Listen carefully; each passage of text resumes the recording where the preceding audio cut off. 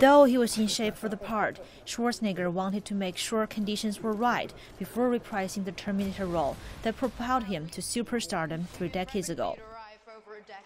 Well, first, I think it is such a great honor to be asked back, because after 30 years of having done the first Terminator, and then being asked back was great. But I told them when David Allison called me, which was like a month after I was finished with the governorship, if I'm interested in coming back, I said, I would be delighted. I said, but you got to come up with a great script. The Terminator.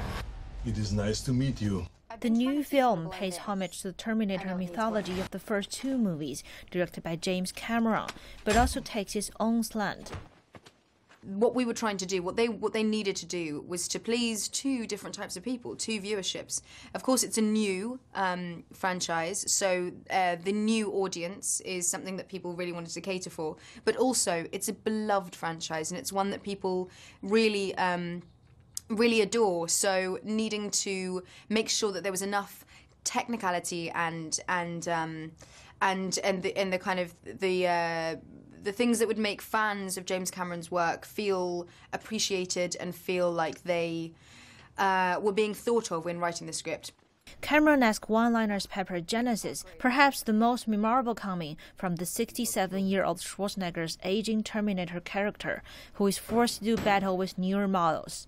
A number of times he says, "I'm old, but not obsolete." Schwarzenegger said he could relate.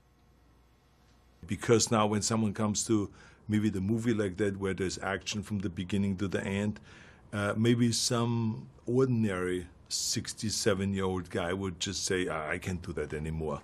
But I knew that I could do it, because I do everything else still the same way as I did when I was young. So I jumped into this project, I rehearsed, I practiced, I worked with the stunt crew and with everybody, and we did the movie. Maybe there's some things you can't do as well as when you were 20, but there's other things we can do much better, therefore not obsolete.